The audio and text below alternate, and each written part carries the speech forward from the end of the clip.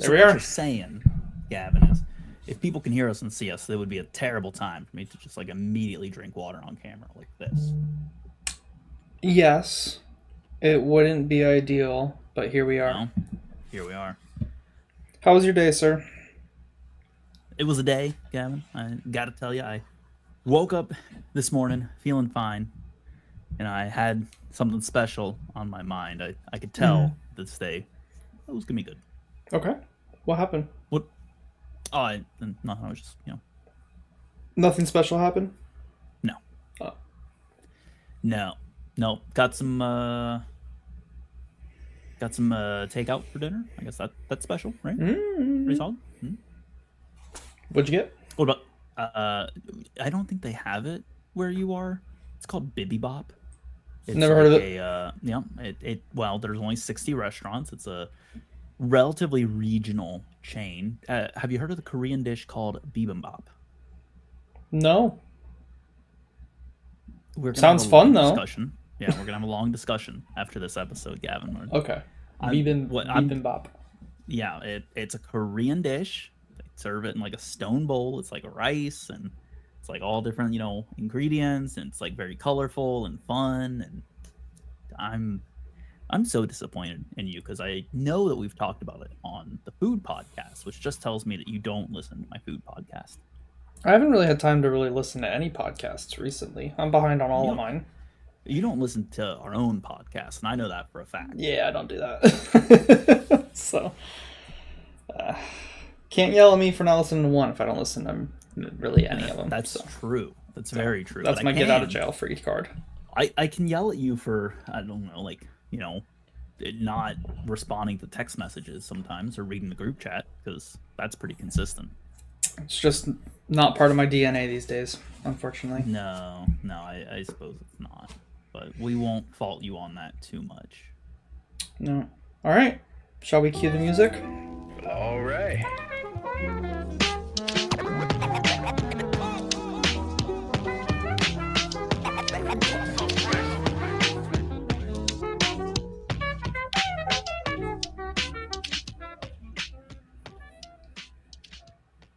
Hello, everyone, and welcome back to the MLS Now podcast. I'm your host, Russell. You can find me on social media at Mr. Danger Russ. You can find the podcast on social media at MLS Now Podcast or online at mlsnowpodcast.com. Joining me today, of course, our very regular co-host, the man who, when I called him earlier today, I said to my wife, I would give plus 500 odds that he answers the phone. Do you want to take that bet? And she looked at me and said, he's not going to answer the phone. I called him, he did not answer the phone. So I'm glad I'm glad that no bets were made there, but that would have been easy money for me if she had taken it. You can find him on social media. It's Gavin at LionsBlog1. Gavin, hello. It's good to finally hear your voice. We've been trying to reach you about your car's extended warranty. I spoke to you for like an hour and a half yesterday morning. Do you understand that? Do you understand that? Yeah, of course. I have a relatively strong memory, Gavin, but here's the thing. What have you done for me recently? That was yesterday. Yeah. It's never good enough with you, is it? Mm-mm. No, I was just really laughing, actually, because you cued the music as soon as I said cue the music, and you managed to interrupt me every week. And it's just... Every week. It's without like... fail. Without fail, no matter what I do, I'm like, okay, cue the music, and it's like, boom, he's already done it. And so, just frustrating to always be interrupted rudely, and then made fun of because I don't answer the phone. I was still working when you called me. That is why I did not answer the phone. And we have had discussions about your work-life balance as well. We have. I won't sit here and lie. We won't pull those. Yeah, we won't pull those into this one. It doesn't need to be the roast Gavin Power Hour, which would be wildly popular, I'm sure, with every single listener. But we are here to talk soccer. Enough roasting happened this weekend. Yeah, plenty of roasting happened this weekend. We'll talk about some of it, but first, Gavin, there's some roasting going on right now of the U.S. men's national team on social media.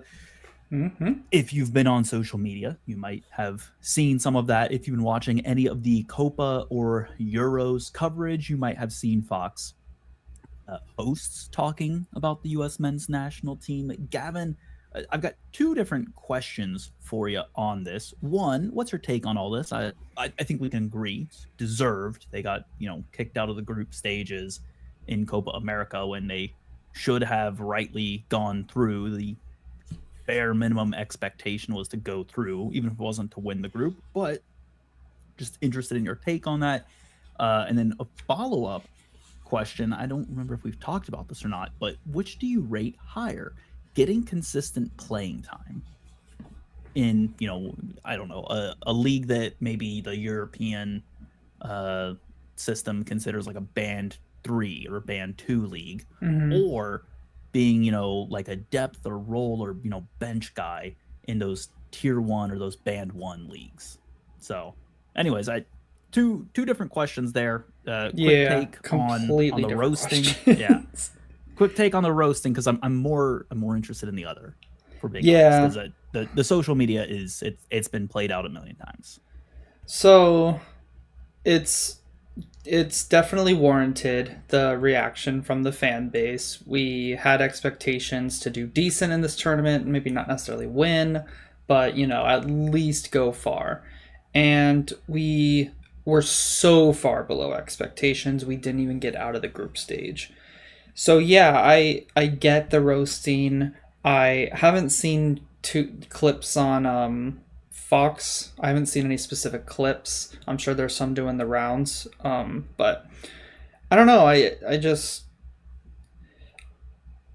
I'm so apathetic now to what's going on. Like, it's so clear that the leadership group is not the right one, and it's weird seeing all these statements come out around, oh, we're making a statement and we're doing a review on the coach, and it's like, it feels just very all reactionary to appease the fans and not actual leadership. So for me, it's things like that where I'm a little concerned on what the motives are of leadership. Is it just money related? Do they actually want to win? Do they care about winning, or do they just want to keep the fan base happy? And it feels like they're just trying to keep the fan base happy so they can make money. I think that's got to be a consideration in everything they do, because you have to have money to make the world go around and make the unfortunately, I'm going to say it, make the product happen. But that is like one consideration. It can't be the only thing. I think if they do fire Greg, it will be because fans will start putting money where their mouth is and not watch the team. And so for me, I think it's warranted abuse per se, and warranted frustration. And this group of players is good enough to make it to the quarterfinals of Copa America. They are good enough. It's just a fact. And to not even get out of the group because of, people can blame players and, oh, it's because Weah got the red card. And it's like, well, you can blame players, but at the end of the day, the manager is the one who sets up the environment, so players don't do stupid stuff like that. Managers are supposed to be proactive and talk about that kind of stuff. And hey, this is a tournament. We have to be careful. You cannot lose your head. Like that needs to be messaged before the game. And the fact that it even happened, like, it's a clear red card, clear as day. And that tells me there was no messaging around that. Because if there was, Weah would have had that ringing in his ears before he went and punched the guy. So I said a lot there, but I think those are it's just a quick summary of my thoughts on the whole situation. And I am feeling more apathetic towards it nowadays. Very apropos. And on that follow-up question, do you need a reminder of what that question was? The second question. So would I rather play in a lower league per se? Right, like maybe band 2, band 3. Maybe like Turkey or MLS or I don't know, the Netherlands maybe, like something like that, versus the top 5. Let's even take out like any of those like Netherlands and Turkey leagues, right? Yeah. let's say like, would you want to play in, Argentina? Would you want to play in, you know, MLS, Liga MX? Gotcha. Okay. Like that level where it's like it's not, because I feel like there's this fixation on like, oh, well, if you're playing in Europe, you can have European continental competition. So like, even if you're not necessarily playing in, like Galatasaray or Fenerbahce or, one of like the big Turkish teams, right? Like if you're playing for a mid-table Turkish team that's going to have no European competition, I feel like there's still this mindset where it's like, wow, but it's European competition. So like, take that, take this European competition out of the equation. Like, let's say you're getting regular playing time in like non-European like Band 2 leagues. So I would want to play. As a player, I'd want to play. That's a personal thing. I really enjoy playing. I don't like being on the bench. I don't like just sitting there and not being able to do anything to influence the game. So for me, I'd want to play. But there's a million other aspects that players have to consider. More considerations, again, is where I'm going to go. Around, well, do they have a family and do they like it in Europe versus where they're living? Financially, if you can make it to Europe and be a bench player, you're probably making more than, you're probably making, if you're playing every game for Band 2 versus you're a rotation option in Europe, unless you're in like the really big leagues, like the Premier League, you might be on similar wages. So I don't know, maybe finances aren't something that need to be fully called out in this random scenario. We've talked finances in a really long, like 2.5 hour episode when it was, I want to say, Travis and Tim and myself talking on way too many topics earlier this year. We did talk about football finances and how inflated some of like those big team wages are in Europe specifically. Like think your like top EPL teams. You think of, the top La Liga teams, the top Ligue 1 teams, Serie A teams, so inflated.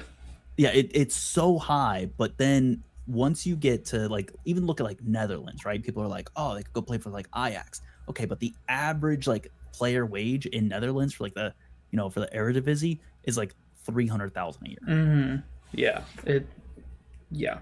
So probably similar to what the average is here in MLS.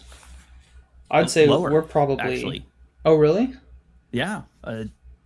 If you take like the average in Eredivisie, I think MLS on average pays more. Now, granted, that's inflated by certain Messi and mega contracts, Shaqiri, right? Yeah.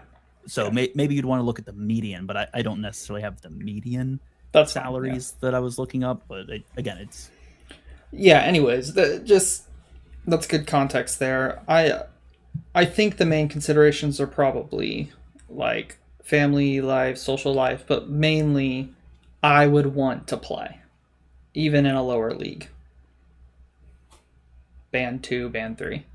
That's my personal preference. What about you? I personally would lean towards play as well, but to your point, let's say I don't know, if I'm 35 years old, I'm probably okay being a bench or a role player, and maybe where are they at in their career? So I think where career is probably matters a lot. If you're 22, 23, how you're approaching that and where your priorities rest are probably different because you need more playing time to develop still. But yeah, I mean, if you're like, for instance, look at like Luis Suarez and Messi playing in MLS. Right? Mm-hmm. They're getting tons and tons and tons of money. But if you're a player at that age and you're not getting tons and tons and tons and tons of money, maybe you would prefer Europe, because if you're going to get similar money to the US and maybe your body's not like at that point, like Luis Suarez is getting what amount of like treatments to keep him going week over week. Right. I think one thing as well, though, shouldn't be playing every he shouldn't be getting at there. Yeah. But, and this is something that was talked about a lot when Messi came over, is that there is a huge market opportunity to growing your brand in the United States. Whereas Europe is kind of done for Messi and Suarez. Their brand is as big as it could possibly get. Suarez played for Liverpool, one of the most historic and biggest clubs in England. He played for Barcelona. Didn't he play a couple years for Atletico Madrid as well? Or am I misremembering that? I will admit I'm actually not super familiar with Suarez's career because I, by and large, have not paid attention to Suarez. I'm sure it won't take me long. I'll look it up real quick. I think he played for them. I could be wrong.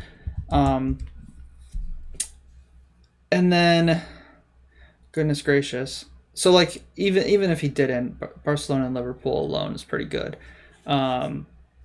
Big performances in Champions League. Yeah, he did play for Atletico Madrid. And so now go to the United States and grow your brand over there. Now, I think that is something that is a unique opportunity to players like Messi and Suarez. Mm-hmm. Like, take, for instance, I don't know, like Matt Miazga, right? Yeah. Solid center back. He doesn't have a huge brand that he's trying to grow. Right. Yep. At a certain point, he might just say, like, I want to play, but now I'm maybe more interested in like the experience and, you know, transitioning towards like this next phase of playing, or maybe my body just can't play consistently all the time. So like I can go somewhere where maybe I'm not going to play all the time. Mm-hmm. And if it's bench minutes, and that's fine because that's what my body can support. Now, granted, there's a mentality in there of like players want to play, right? So your mileage may vary. Yep. I mean, some people might say, you know, I'm not quitting until my body, you know, forces me to quit. More power to them. Yep. But everyone's different, I suppose.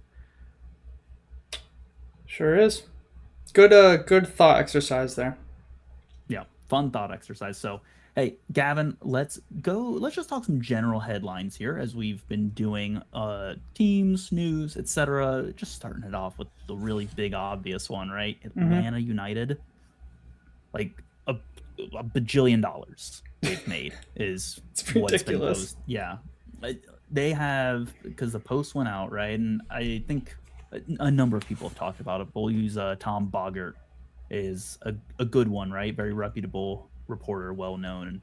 Mm-hmm. He'd put out that, you know, between Yakumakis for like 10 million to Cruz Azul and Thiago Almada for like 21 million plus up to 9 million in incentives to Botafogo, and then Caleb Wiley to Chelsea for $11 million, and then Ezekiel Barco they got like a sell-on clause for, so like they'll get a little bit more money there as well. But it's like that's like mid $40 million.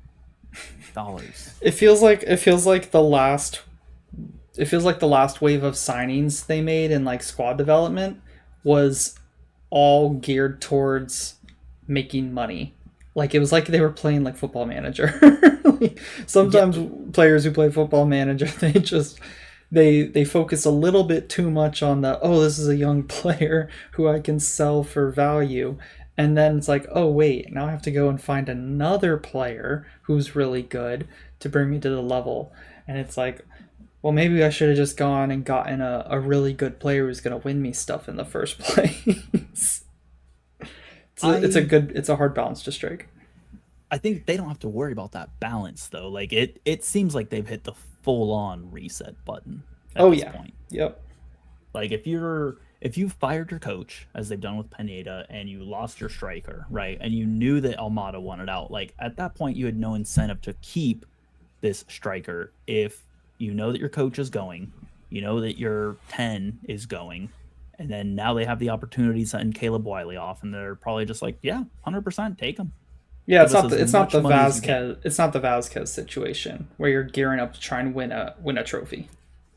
Right. In this case, Atlanta's not winning anything this year. That's just make your coin. That is unfortunate, but you may as well take this chance to, you know, get that reputation out there, look at the players and be like, oh my gosh, Atlanta just sold a player to Chelsea for 11 million. Maybe I want to go to Atlanta United if I play in MLS. Mm-hmm.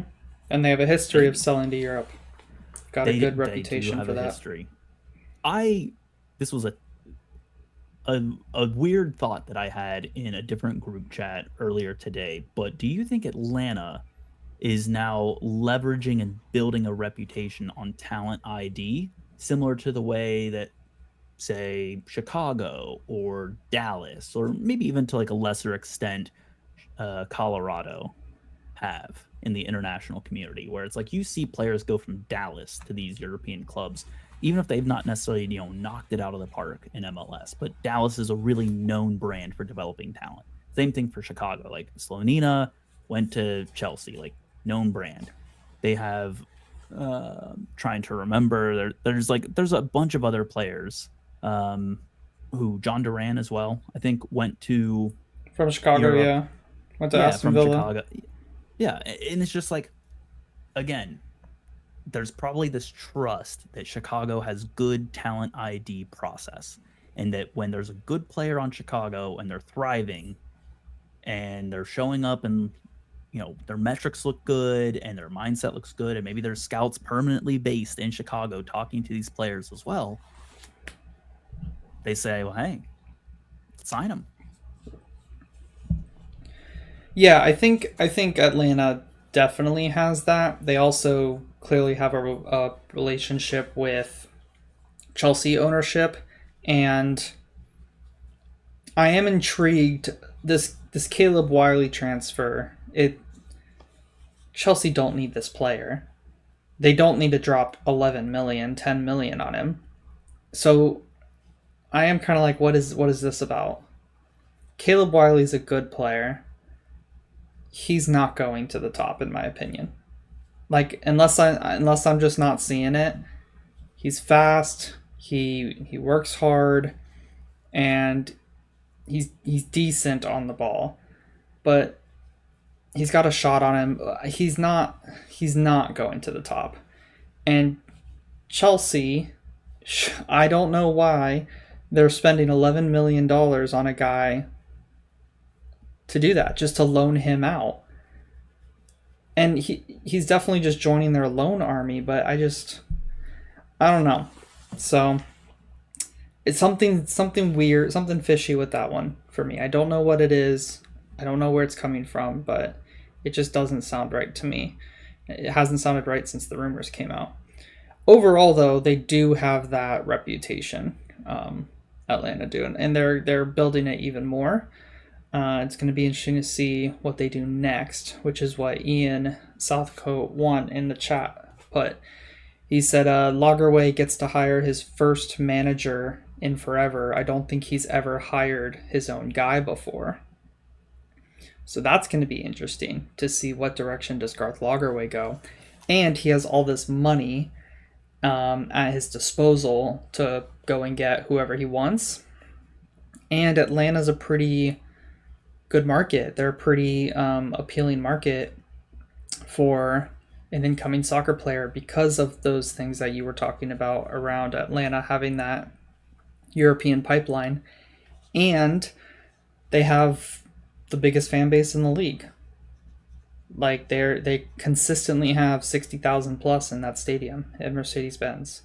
So yeah, it's going to be really interesting to see what they do next. Yeah. As long as whatever player joins them doesn't live in the suburbs, they'll enjoy their time in Atlanta.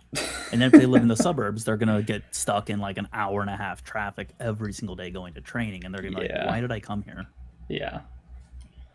They definitely need an Almada replacement.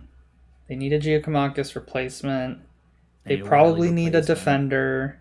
Yeah, and they need a center back that can stay healthy. Yeah, I think those are like their three priorities: center back, Almada replacement, Giacomakis replacement. Probably need another like kind of connecting player in the midfield as well. Like if Almada is going to be if an Almada replacement is going to be like a forward-thinking player, who you look to send the ball to advance into the final third and make that creative play, you still need a player that's going to connect your back line. I don't know. I think that they have enough connectors with the likes of Saba and Schlich and Moyomba and players like that on the wing and in the middle who can get them to the final third. I think, in my opinion, where they're struggling is once they get to the final third. They need those. I think they do need those forward thinking last action guys. I don't know if I agree with you on Saba and Muyumba being connectors. Really? Yeah, Muyumba I look at as like he's gonna help you clean up in the third and like regain possession. Yep. But I don't think of him as playing like those line breaking passes and like that really No, progressive. he carries more. He carries more. But that's not. I don't think in MLS carrying is going to be like the way that you connect play. I think maybe it used to be, but I don't think anymore. Like I think players are getting more organized. They're getting faster. You're getting coaches that are now wising up to the tactics and saying, well, we're a physical league. Like press these guys who are carrying, and he's just going to get dispossessed if he tries to carry an entire like third of the field. I don't know. I think there's scenarios where he initiates transitions and can get them up the field. I think he can do a middling to good level of connecting, and they need those stars up top. Yeah, you need great to above is the problem. I guess yes, every team should want that. I guess I don't think that's their main priority right now. But yes, I would agree you want great to amazing connecting and everything else. Yeah. All right. Well, hey, I don't want to spend too much time on Atlanta. I do want to spend time waxing lyrical about how hindsight is 2020 in the strangest turn of events we've ever seen, Gavin. Houston LAFC is postponed after a very shocking, out of nowhere, like weather event seems to have come up. I can promise you it was not out of nowhere. That storm's been down there for a while. Out of nowhere, Gavin. Otherwise, there's no reason why they would have pushed that, matchup only 2 hours, same day of the event, or not outright postponed it. It must have been a shock to everyone that a hurricane appeared suddenly near Houston. So, anyways, in hindsight, maybe they should have postponed it, but who could have known in advance? Yeah, all the fans getting ready for game day. Probably a lot of them tailgating, and then they move it, and I don't know, just stupid. Here's the thing. I tagged in like our group chat our Houston guy. I was like, "Is this match gonna happen?" Because I thought to myself, I haven't seen anything on social media. Surely something has gone out. And no, for like an hour there was no update on like if this match was happening from when they postponed it. Mm-hmm. Like imagine being a fan there in the stadium and not knowing for like an hour, is this happening or am I going back to my car and getting out of a hurricane? Like I would hope there were no fans, to be fair. But there were. That's the crazy part to me, is that like they moved this up 2 hours, opened gates, and like let people in. They had all these activities and everything, and it's just like, why? It was not smart. No, bad process. If they're gonna move it up, I feel like they needed to move this up to like noon earlier. Yeah. And done it like on Thursday, like announced the change Thursday. Yes. And they probably tried to. I don't know what happened though, but just a joke. Look, at that point, like they should have just postponed it officially. Don't even like send people out there for it. Yeah. But here we are. All right. Barrel is barreling its way through. Where even is Barrel right now? Hurricane Barrel. Sorry if you can hear me typing. You probably can. I can hear it. They said the hurricane. It is now a tropical storm, and it is making its way inland. Looks like, I don't know, 100 miles 85 miles. I don't know. I can't really tell. To the east 7 miles of Dallas. I don't know. How far away is this from Dallas? If only there was like an icon on a map, like a little bar that gave you like a frame of reference for distance. Well, the Google Maps doesn't have that. Okay. Oh, dang. Google, step it up. Come on. From Dallas. Let's see. This is great podcasting, by the way. 130 miles. That's pretty close. About 130 miles east of Dallas is where the where the eye of the storm is. So, in theory, some of it's going to make its way to the Midwest by tomorrow or day after. So you guys will be fine. We'll see. Yeah. It'll be like it's just gonna be rain. Is all it's gonna be. Regular storm. Right, which we need rain. We desperately needed rain because half my yard is still brown. So we got some good rain today. Yeah. Yeah, I'll take more of that up here. Thank you. Moving on a little bit, just a tiny bit. St. Louis continues to struggle. Is the word I'm going to use to describe what is happening to them. The first of our demolitions that you bring up. Yeah. I guess Atlanta got demolished. Or the second of the demolitions you bring up from the weekend. Yeah. But Atlanta demolished the league in terms of transfer revenue, and so that makes them the real winner if you think about the money. Sorry for interrupting you. What were you going to say on St. Louis? Oh, the word I'm using is struggling. Yep. I'm going to be very polite about it. I think we might have also had a correspondent corner on St. Louis that might be worth reading as well. We do. Tyler says the new coach didn't last long. The new coach bump didn't last long. St. Louis followed probably its best performance of the season midweek with one of its worst on Sunday. This team has no choice but to keep going with whatever personnel are remotely available. On the bright side, it's great to see a few City 2 players get MLS experience. But when half the preferred starting lineup, plus a few more rotation guys, are out with mid to long-term injuries, inconsistency is just the name of the game at this point. Yeah, I think it's unfortunately going to be, more of this for large portions of the season. And the League's Cup break might be really good for getting guys healthy. I mean, St. Louis can look at that and say, we're not advancing in that.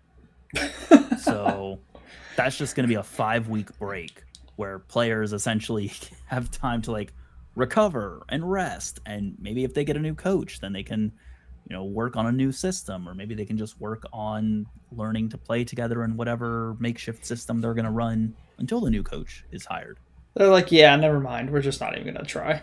We're just not even going to give it a go. Gavin, look, I'm not going to lie. I would love for Cincinnati to do well in League's Cup, but same thing, honestly.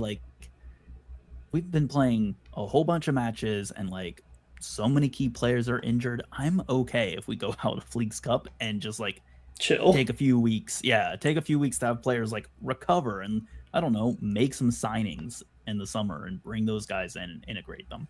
Yeah. That's fine by me. We do not have the depth to make a run in League's Cup and then make a late season run to try and seal the Supporter Shield. So if you're going to tell me to choose one or the other, Supporter Shield. Yep. Yeah. Let's try and go for back-to-back shields. And then, top seeded spot in MLS Cup playoffs, which is huge.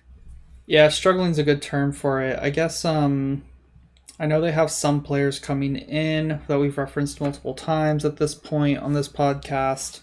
Just every week I look at them and I'm like, oh, they could put up a good performance. Colorado, barely got past, I think it was SKC the other day. Colorado barely got past SKC. St. Louis should be able to go and give them a hard time. 4-1 loss. Yeah. And it's oh. Okay, Colorado kind of destroyed you. Colorado looked comfortably the better team on the day. I did watch that game and just, I don't know. Yeah, having your top players out doesn't help for sure. But that's just where they're at the moment, like Tyler said. Yeah. Kind of just have to deal with it. And I appreciate a very unintentional segue, because SKC was another one that I kind of wanted to pick your brain on here. Mm-hmm. Have they reached an inflection point? Because they were playing unwatchable soccer, just week after week after week after week after week earlier this season, and now they're playing watchable, They won? competent soccer. Yeah, they won 3-2 over Dallas, like important win. So have they hit the inflection point? Like, are we saying they've turned a corner? Has something actually changed? Or they like they hit the bottom and they're like back on the upward trajectory? What's our stance on this? I know I think again we had a correspondent corner on SKC ? We did, yep. I'll read it in a second. But yeah, where do you sit on this? I think inflection point's a good way to put it. I think they have an interesting schedule coming up. They've got US Open Cup quarterfinal. If they win that at home against Dallas, the team they literally just beat. So if they win that, they're back into the semifinal of the Open Cup. They were in the semifinal a few years ago. And so that would be a good moment for them as a club to get to the semifinal. Got to win the quarterfinal first. But then they're away against San Jose, who is they're playing unwatchable soccer at the moment.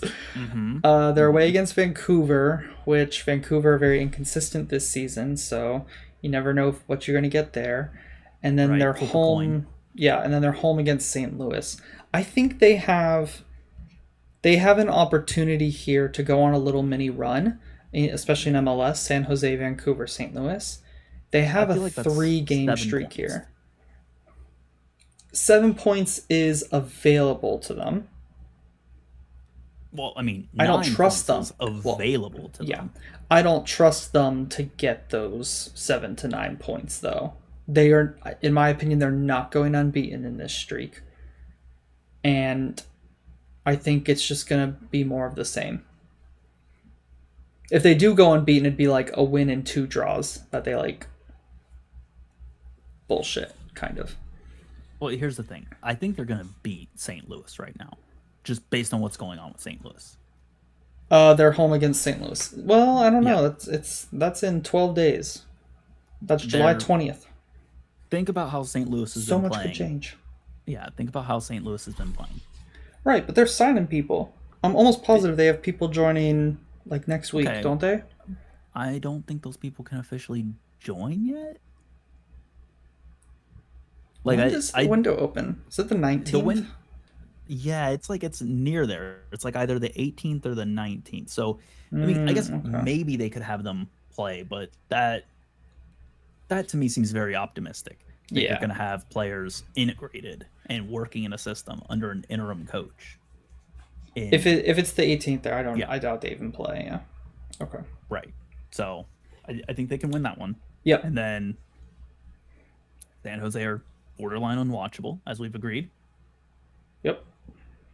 I think really it's just a Vancouver thing. Like, do you get a draw there? Do you get a win there? Do you lose there? I literally just flip a coin, and I think your odds of getting it right are probably about evenly split, because I can't tell you what Vancouver's going to do on any given week. I love and hate it at the same time. Yep. I am on St. Louis's website looking for... Dude, I hate these MLS websites. I hate the way they're set up. Very poorly structured. All right, they signed German midfielder Marcel Hartel. Okay, he's available for selection July 18th. Okay. So, yeah. Okay. Available for selection reads very differently than his first match will be July 18th. Yes. And they said that he's available for selection because that's when the transfer window opens. So that's learning there. Okay, let's read the SKC correspondent corner from Travis Mitchell. He says, while I don't think Brian Bliss was the main issue with our front office, firing him seems to have reintroduced the idea of accountability within the organization. At the same time, Peter Vermees has talked about not having a budget. I'm going to say that again. Not having a budget going into transfer windows since 2019. Our problems are deep. Against Dallas on Saturday, we played youth, team positioning looked better, and we showed resilience after losing our initial lead. Results in play on the field are improving, but it'll be a while before I feel like we're in a good place again. What was with the quotation marks? The air Doesn't quotes. have a budget. Oh, you think he's lying? There's a budget. Come on. I think what he I think what he meant is he didn't have any money available. I was gonna say I think they're on a budget. Might be the better way. Of Fair. That's you're right. Probably a better way to word it. Yeah. Hey, one other just general topic before we maybe dive into these recaps. I want to talk about New York City FC. I'm summarizing this one as they're kind of stuck in a traffic jam right now, where they had a whole bunch of green lights for a while, right? They had a really good run of results. They were looking good, and now it feels like they're kind of stuck. Where it's like they're going and then they're stopping, and then they're going and then they're stopping. It's like, what changed for NYC that like they went from looking like they can't lose to now looking like they can't like get out of second gear? I think they really ramped up with that home stretch where there were 5 games in a row at home. They won 4 of them, and they lost the last one, I want to say. And that really put some confidence into them. I was surprised they lost this game. I thought at minimum they would get a draw. I don't know. I feel like maybe this was just one of those variance games because Austin have not been good this season. Here's my thing, Gavin. They looked way better than Austin until they scored the goal. Yeah, that's a good way to put it. I don't know what happened. Like they went up 1-0 and they were like, "Oh, it's Austin. It's Austin. We got this. Yeah, we're fine. One's enough." I mean, honestly, was not enough. That's a very realistic thing that could have happened. Like they got just a little too cocky and they didn't think that Austin could hurt them. And Yossi Zardes, that name is one we haven't heard in quite a while. But Yossi Zardes gets on the score sheet twice, and Austin get the win. But yeah, I don't know why they just stopped playing. NYCFC at least. Yeah.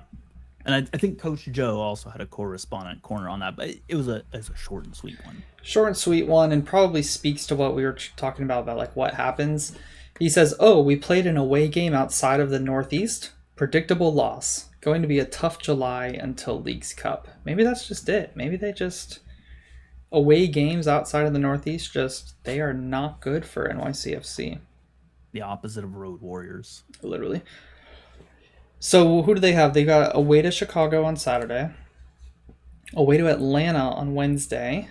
Oh, come on, you have to win that. And then away to Orlando on Saturday before Leagues Cup. Okay, 3 away games in a row will be pretty tough, all within the same Saturday, Wednesday, Saturday. That's tough. I think they've got to beat. They have Atlanta. To beat Atlanta. Must win. Full stop. Yeah, that's non-negotiable. Yep. Chicago's iffy. That screams draw. Yeah, Chicago. I don't know what to make of Chicago anymore. Some days they're terrible, usually away from home. Loss if I bet on them. Bet on them, and I'll do the opposite. Yeah. Perfect. Easy money for you. Easy money for me. And then Orlando, we're iffy too. One day we can be good, the next day we could be terrible. You just don't know. Yeah, you really don't. So it'll be an interesting. I don't know if that's necessarily tough. If that's tough for NYCFC, then they are back down to struggle bus in it, which I don't think they are. Yeah. Not yet. I don't think they're there yet either, but we'll see. Yeah. All right, Gavin, we've been going for 45-ish minutes Mhm. now, so we're gonna move into our game recaps, and I've got Lord. four game recaps. That's all we got. Okay. I think we'll go through them at reasonable pace.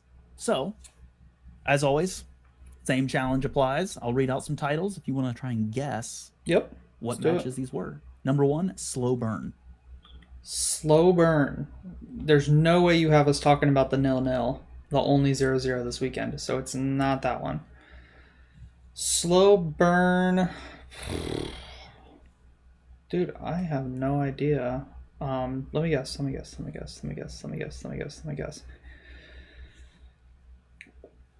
Galaxy, Minnesota? No, San Jose versus Chicago.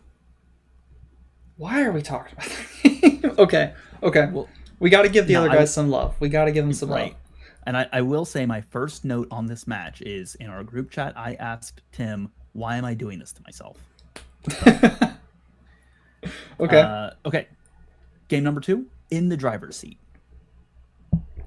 In the driver's seat. Definitely Cincinnati in the driver's seat in the Supporter Shield race. Yep. Cincinnati versus Miami. Got that one right. Number 3, fake it till you make it. Ooh, that could be a lot of them. Portland? Nashville? Ooh, good guess. No, it was Orlando versus DC United. Okay. That's fair. And then number 4, an axe to grind. RSL. No, this one was Portland, Nashville. What? No way. That you lined that one up for Diego Luna, bro. Lined it up for Diego Luna. I did line it up for Diego Luna, and I decided to throw a curveball because I was like, hey, Timbers, axe. Oh, okay. Fair enough. All right, let's start with fake it till you make it. Let's get Orlando out of the way. No, we're gonna get slow burn out of the way so we can spend more time on the rest of them. Okay, fair. This is the only time I'm gonna overrule you on this, just because Fair. I want to get this one talked about and done. As I said, group chat, I asked him, why am I doing this to myself? I was convinced Chicago's form going into this match, they had looked competent, they had looked like they were scoring goals. Hugo Kuipers has been on the score sheet multiple times, and I was like, they are going to score, and San Jose is going to also score against them. I thought this was going to be like an easy lock for like multiple goals being interesting. It wasn't. At all. It wasn't was interesting till the last like 10 minutes. Yeah, it was. I watched more of this match than any person should have who's not a Chicago or San Jose fan. And like, I don't like, okay, San Jose got a goal, and like Chicago had a goal, if I recall correctly, that was ruled off by VAR. Yep. And that ruined my over 1.5 that I took. That's rough, kid. Real shame. Me too, by the way, me too. Yeah. real shame on that one. But like, I think for me, one of the overriding conversations is just like, what happened for Chicago? Like, it feels like this was a night and day, like, flipped a breaker in the electrical box. For San Jose, this was exactly what we come to expect of them, right? Like, they either score nothing or one goal, or they randomly will score like 5 or 6. And this was one of the ones where they basically didn't do much. I think, in fact, I sent a picture into the group chat when I tagged Tim. Yes. Halftime. Expected goals, San Jose Quakes 0.27, Chicago Fire 0.11, and the Quakes had 8 shots. Like, not good. No, yeah. And Chicago had 2. So, I mean, again, it's just like, I'd love to see the shot map as well. I could bring that up. I don't want to see it. Keep it away from me, because just to see how brutal it was. Yeah, no, this match for me is more of a question of what has gone wrong for Chicago, because it felt like they were making good strides. And like, I think they're struggling away from home. I honestly think it's the away from home aspect, they've What's just... the form away from home? Oh, it's terrible. Okay. It's terrible. Now, PayPal Park. I don't know if you saw this match. If you have seen any photos of PayPal Park, the field itself looked horrendous. It did look bad. Yeah. Awful. I think the worst surface I've seen in MLS this season. And I apologize to our San Jose fans. It looked bad. Yeah. All right, Chicago away from home. They lost 2-1 to Seattle. They lost 4-2 to Orlando. They beat Toronto 4-1. They tied DC United. They lost to St. Louis. They tied New York Red Bulls. Lost to Atlanta United back in March. We're going way far back now. Lost to Columbus. So, like, I think that's one win away from home this season. Yeah. I think they struggle away from home. Typical of bad MLS teams. They're pretty much a lock to lose, in my mind, away from home against a semi-decent team. I was surprised they lost this one, though. Right. I was going to say, San Jose is not semi-decent, though. Ian said placing bets on Chicago versus San Jose is real sicko behavior. Hell yeah, bro. Look, every single time that I think Chicago has hit an inflection point, and I'm like, I'm going to start betting on Chicago again. Don't. Yeah. Every single time. Yeah. How about I think I've won one Chicago bet all season, Gavin. You gotta stop. They're I'm ruining you. I'm swearing them back off again. Did MLS get rid of the shot maps? You know the MLS website used to have shot maps? Yeah, They got rid it's of been them? harder to find shot maps. I think there's a Twitter account that still has them. The I ain't blocked typing bot. all that for the shot maps. Yeah, that's okay. Okay. All right, I'm ready. We have we have a correspondent corner. We do, and it's a From correspondent corner from Tim. Yeah. Yep, All that's right. dope. And on us. He says the thrill of victory, the agony of defeat. He's getting poetic on us, I guess. The thrill of victory, the agony of defeat. The Fire won a thriller midweek, beating the Union 4-3 in their second come-from-behind victory of that scoreline this season. They traveled to San Jose to face the Quakes on Sunday in a match where a win against the current Spoon leader would have put them level with a postseason spot, and did their best to do nothing in a match where the Fire never seemed to pose any serious questions for the Quakes backline.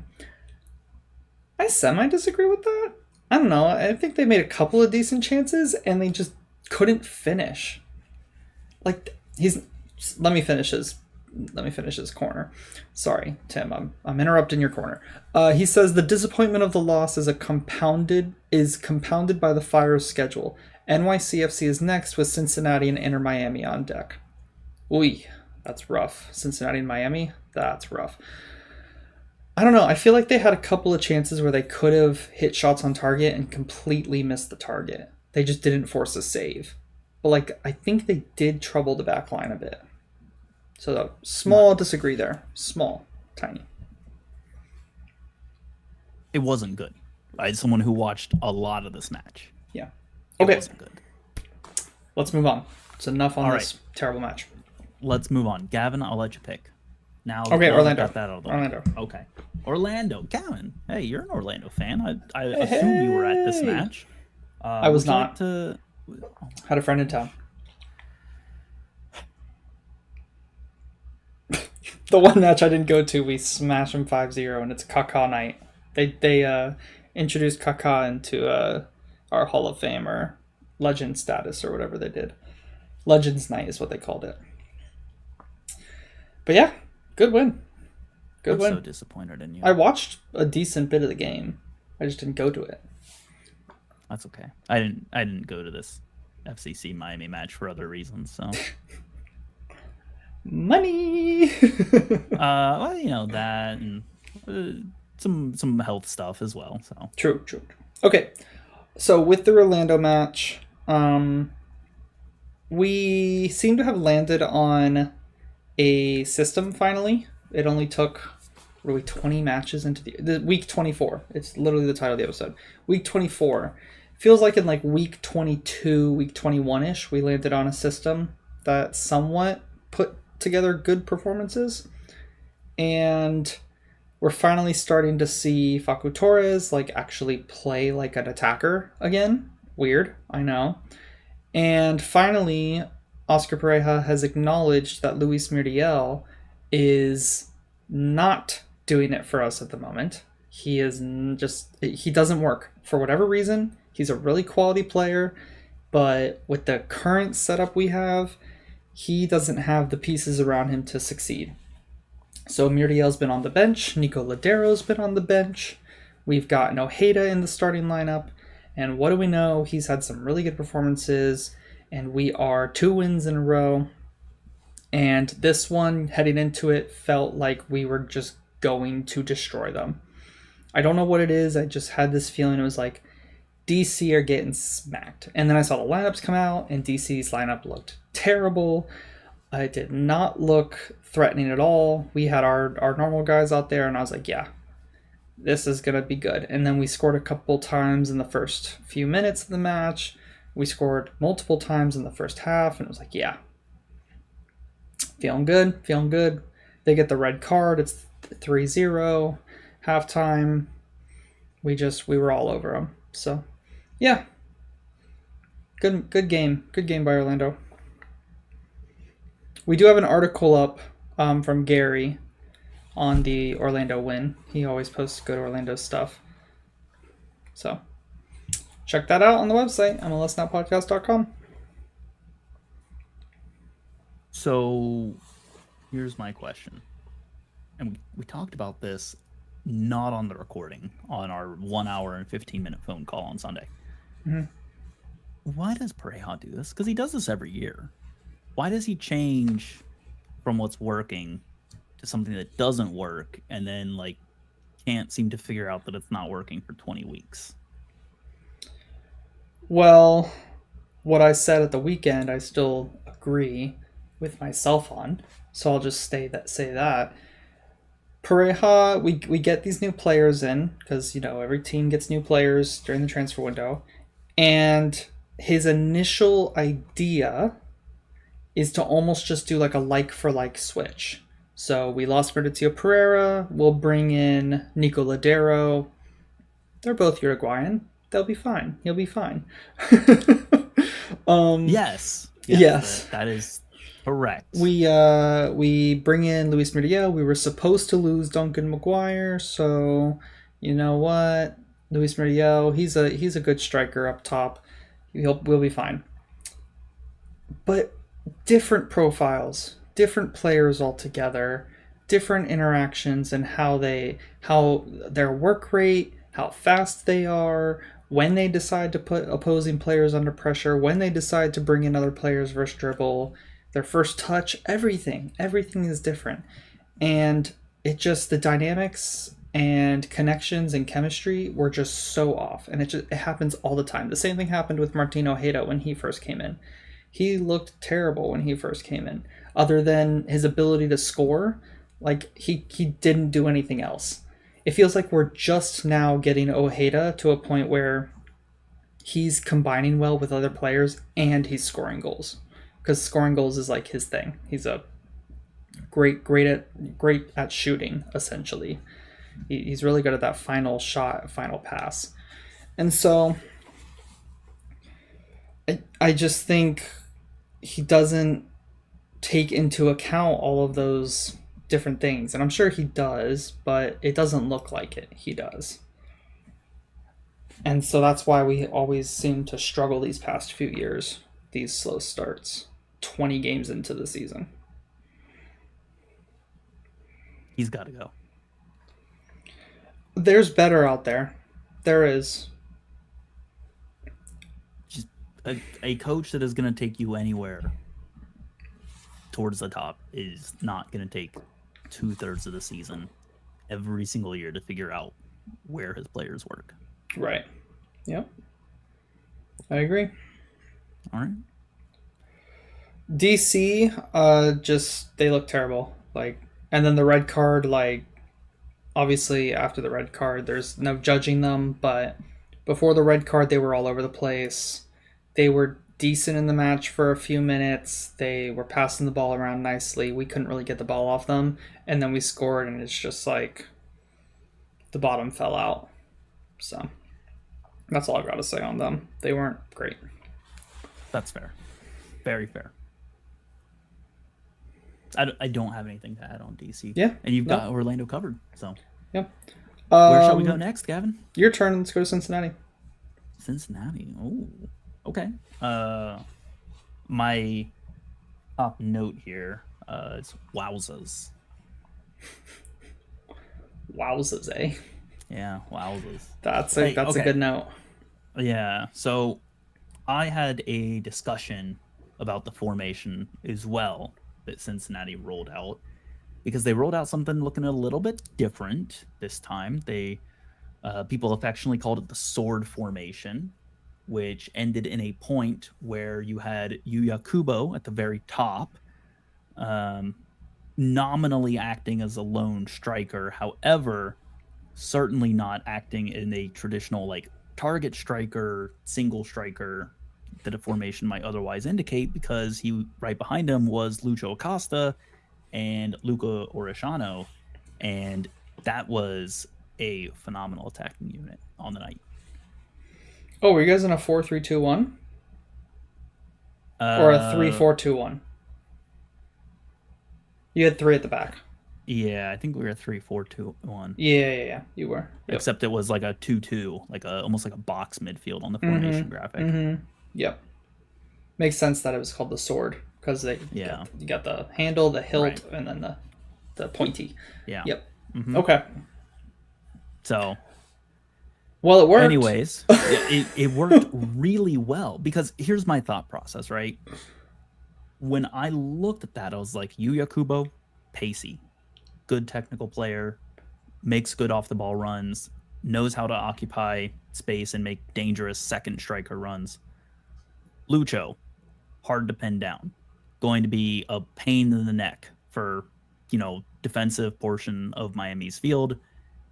Luca, same thing, like going to be cutting in and around players. Like, that is an intricate front three that you expect to have a lot of interplay between them.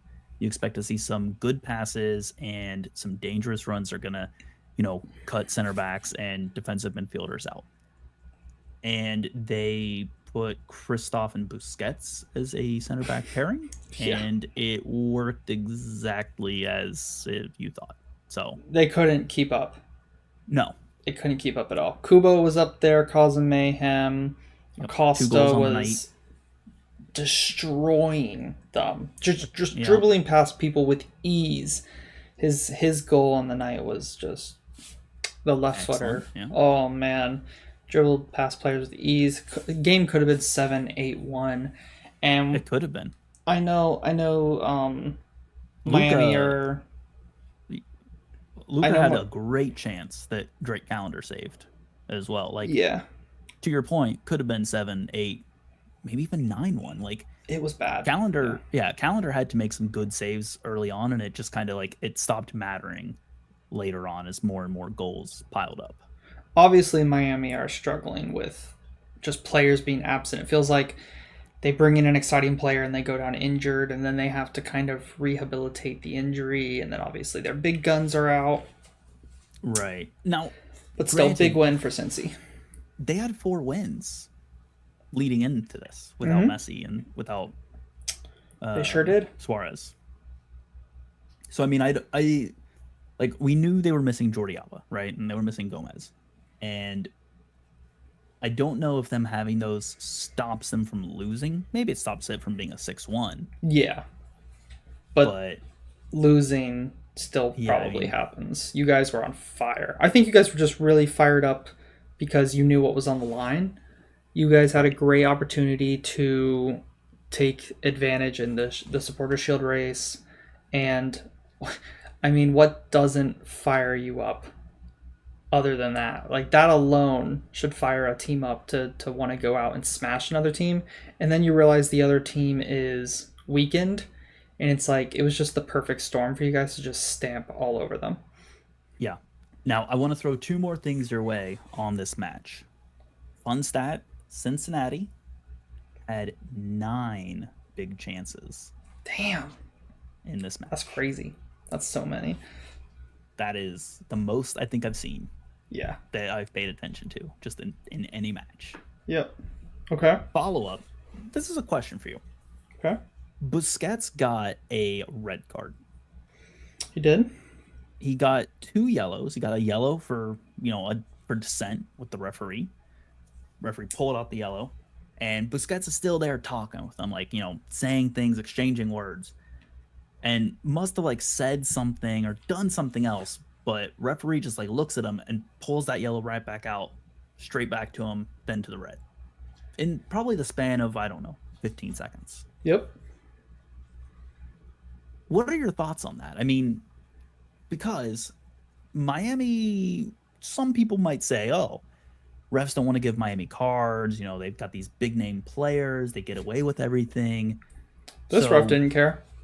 Yeah, to your point, this ref either didn't care or was this sending a message of hey, we've been letting you get away with this stuff where you're surrounding us and really arguing and trying to throw your weight around for too long, and this is sending something saying, no, we're done with it, we're gonna start sending you off if you keep doing this.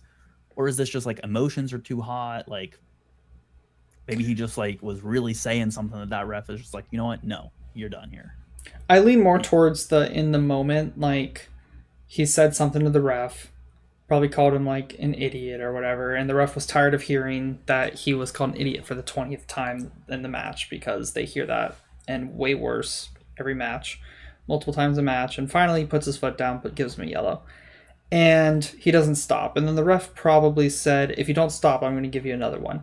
And he probably, countered that. Do it then. Yeah, do it then. And the ref was the ref was a human being and gave him another one. I'm not saying that's what happened. It could have been a completely different exchange. But that's what I envisioned in my head, that this red card, how that happened. We have no idea how this card went down, but it... this was at a point in the match when I think it was 5-1. I don't know how... I don't know why are you how... even arguing? Yeah, That's the mind of a professional athlete, I guess. At 5-1, I've given up, personally. Yeah. I'm just if the ref calls a dumb foul, I'm okay, whatever. Yeah, I just laugh it off. Obviously, if it's 2-1, I might give him just a little bit of stick. Nothing crazy. Might call him an effing idiot about 7 times, but nothing crazy. But yeah, 5-1, it's kind of just laugh it off. Yeah. Whole thing was very interesting. I saw a number of people saying it shouldn't have been a second yellow, that he got the 1 yellow card for dissent, and it's okay, but he already got it. The warning was given. So when someone gets a yellow card, are they just allowed to do anything they want now? You would think. Some people might even argue that Hey, shout out to the time that Gabriel Martinelli got 2 yellow cards in the span of 3 seconds for Arsenal. Right, yeah. Pushed the guy over, and he literally dove. It wasn't even yellow. And then came back and fouled the other guy and got yellow for that as well. That was just a ref wanting to do something fancy. Whatever. But okay, I don't think we have any correspondent corners there. Ooh, our Sensi guy didn't send anything in? That's crazy. No, he did not. He's on the episode. He's on the podcast right now, though. Oh, okay. Well, good. All right, we can do the last one. Talking Timbers Nashville. Hey, okay. Yeah. So, Gavin, here's the thing. You could have stopped watching this game at the halftime whistle. Now, granted, I did. I think, many people probably thought the exact same thing of the Cincinnati match, because again, that one was over as well, probably at the halftime whistle. But this one was over at the halftime whistle. It was, they were up four goals, 4-0 going into the half. There was the red card as well. The second that red card happened, the Timbers stopped playing. That was it. That was done. Yeah, wasn't that crazy? It was very interesting to me because it happened in the first half. Now, granted, and they were 4-0 up. Were they 4-0 up? I thought this was 3-0 up when the red card happened. I think they were already and then 4. Okay. Am I losing my mind? You can fact check me on that one. Well, I'll fact check myself. But okay. Yeah. in my mind, I thought it was red card and then fourth goal, like right before the half. But No. They I were know. 4-0 up on the 29th minute. And Anunga got the red Okay. card on the 35th minute. They were 4-0 up. Gotcha. All right. Well, there we go. I got my order of events messed up there. So yeah. But yes, after that red card, they completely stopped playing. I thought that was ridiculous, honestly. Yeah. I don't know why. Like, I get that, like, it almost just changed the game for Nashville. Like, obviously they were getting destroyed, but the only objective at that point was to not let it get out of hand, even though it already been gotten out of hand, but like not let it get to like 8-9-0, like extremely embarrassing, like fire the coach level embarrassing. But Well, they were. Guess what? true, fire the interim coach. Good point. Yeah. So they were really just saving skin, and Portland just kind of They let them. they just didn't waste any energy. Yeah. And I don't know if I love that because now, granted, maybe they saw Nashville changing up the formation and being like, you know what, we're just going to sit, we're going to block, we're not going to let anything through at all. And so maybe Portland decided, you know what, they don't want to play anymore. That's okay. We'll take a 4-0 win. And Yeah, like what? I guess it ends yeah. 4-1, but Why waste your energy as a team? Like it's a long season. If you have opportunities to just kind of basically play, they played 30 minutes of this game. They were able to play 30 minutes and then jog around and basically have a training session the rest of the game. I think that's a luxury, and maybe they just decided to take advantage of that when the red card happened. Cincinnati didn't do that, though. No, but different circumstances. I think you guys were trying to send a message in the Supporter Shield race. Well, I don't know if we were trying to send a message or not, but we went into the half 4-1. Yep. But So, then I mean, and we didn't stop playing when the red card happened for Busquets either. We kept Right. pushing for goals. Yep. So Yep. I don't know. I don't know if I love Different coaches too. like, yeah, I don't know if I love the mentality of players just being like, I'm not sure either. I Mail really it in. kind of wanted it to be like they just kept going after them, like 6-7-0. But as soon as the red card happened, you saw the switch in behavior, done. night and day. So it was a weird one. It was a really weird one. The I don't know, before the red card, the Nashville coach, he had Sam Surridge on the left in this match.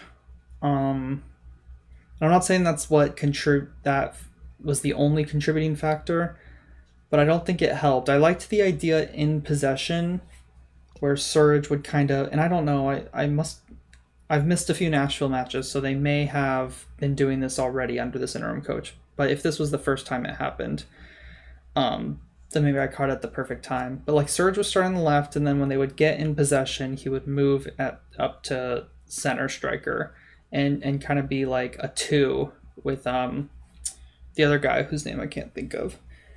And I think that, and then Lovitz would bomb up the field at left back. And like, I like the idea, but I think it just left them a little bit too open, and Portland were able to kind of use that as an exit route and then get into kind of transition opportunities from there. And so, I don't know, I just wanted to highlight that as one thing that may have slightly contributed to the 4-0 in 30 minutes for Portland versus Nashville. Perhaps. Yeah, I'll say this. When the Timbers got the ball, it looked way too easy to score. Mm-hmm. Like the defense didn't, it may as well have not existed. Yeah, they were very They scored exposed. goals in 11 minutes. Yeah, it was ugly. Yeah. Entertaining, but ugly. Great fun. I was having a blast until that red card. Yep. Honestly, I was kind of upset because I was like, I knew then when that happened, I was like, The game got boring. yeah, I was like, there's no reason for them to go for it anymore. I stopped watching. Yeah. All right. That's that. That's our Gavin. 4. That's our 4. Hey, You wanna talk a little sports betting real quick? Yeah. Is there any other news going on, or maybe just some quick hitters? None that I had written down. The episode was called Demolition Derby. That was to commemorate Orlando destroying DC, Cincinnati destroying Miami, Columbus destroying Toronto, RSL destroying Atlanta, Portland destroying Nashville, and then Colorado destroying St. Louis. 6 teams lost by more than a 3-goal margin. Just absurd. Should have been 4. Nashville should not have scored. And Timbers could and probably should have scored more. Yeah. If they didn't, Gabriel you know, Peck, for them. 90th minute winner for Galaxy. He had a good game, 2 goals. I think that's the main thing. Diego Luna, we didn't really call him out, but he had an absurdly good performance. Yep, goal and 3 assists, Yep. and left off the Olympic squad. Yep. It's been a big talking point. Mm-hmm. Yeah, sure I think has. that's the main stuff. All right, let me look at our correspondent corners, make sure I didn't miss any. I think I missed one. Maybe there was a Houston one that came through along the way, if we're lucky. No, unfortunately not. It's an RSL one.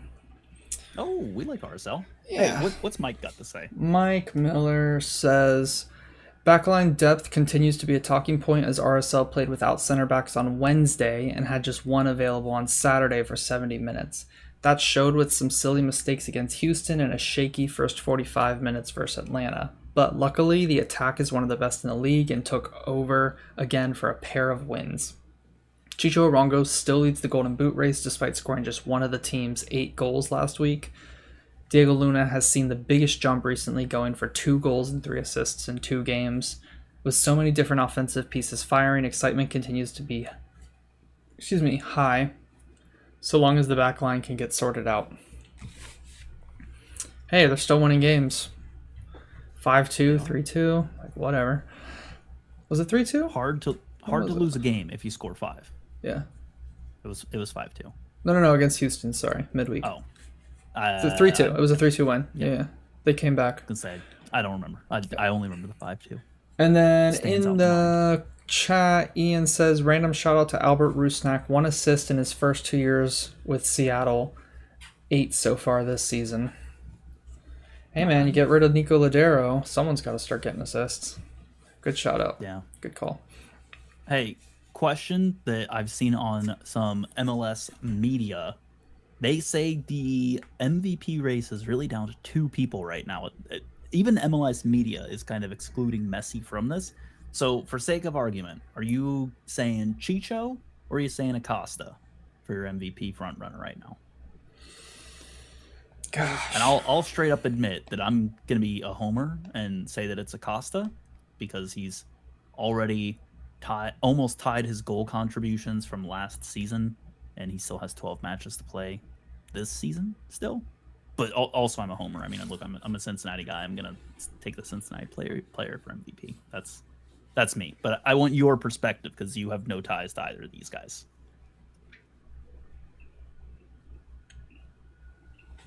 It's a hard one. It's a hard one for me. If I had to choose, I'm leaning more towards Chicho Arango, but they're both worthy.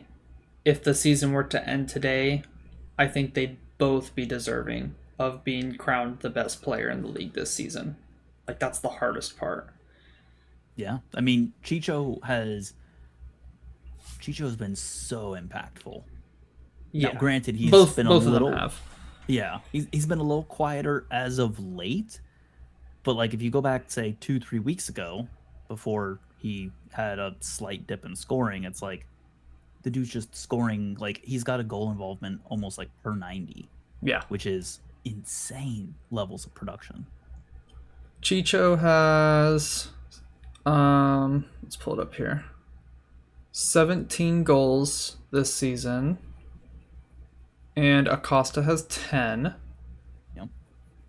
But then And Acosta has 17 assists. oh, I'm looking at real numbers. Sorry. 1 second.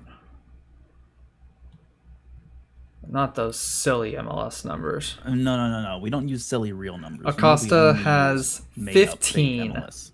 15 assists. Right, 17. 15. And Arango, he's not even in the top 25 for assists, unless I'm missing his name here. So he has less than 5 real assists. Bro, where's Chicho at? Here he is. He's got 5. So 17 and 5 for Chicho, and 10 and 15 for Acosta. He's already a double for both. Sheesh. Man, I lean towards Chicho, but they're both having great seasons. Yeah, I think this is when you're going to need the full season. Yeah. To really see who can do it for a whole on season. Yep. Agreed. All right. It'd be very interesting. I would be so happy if someone not named Messi won it. Oh, that'd be hilarious. He's played like 700 minutes so far this season. He's barely how played, How are you gonna have the MVP be someone who plays in potentially less than 1,000, maybe 1,300 minutes? Yeah. Total across the season. I don't love the idea of it. If he was doing 1,500, 2,000 minutes, maybe you start to be like, 2,000 minutes, that's pretty impactful. Mm-hmm. But I mean, if this guy ends out at 1,300, I will be so mad if he gets the MVP. Yep. I agree. All right, let's do this. Yeah, we got to throw money into the fire, Gavin, and it's I hate this week. High time. I hate this week. I don't hate this week. It's high time that I go back to my winning ways, Gavin. Mm-hmm. For the record, I believe we now sit at 5-3. Yeah. Yep. Okay. 5-3. Yep, 5-3. I'm aiming to go to 6 with my bread and butter 3 money lines. I'm taking Cincinnati over Charlotte, LA Galaxy over Dallas, and NYCFC over Chicago. And you're not getting it. You are not getting it. I do not like this weekend at all, bro. I don't know. Look, the NYCFC Chicago thing is the only one that concerns me. I do have an alternate 3-leg that's a little bit more conservative, but it's not the one I'm locking in. But I also have another 3-leg I'm taking that's CF Montreal over Atlanta, and then over 1.5 goals for New England Orlando, and then over 2.5 goals for LAFC Columbus Crew, which I think is very conservative. Yeah, it is. But I'm sticking with my bread and butter. Money lines on all 3 have been very good to me this season. All right. Okay.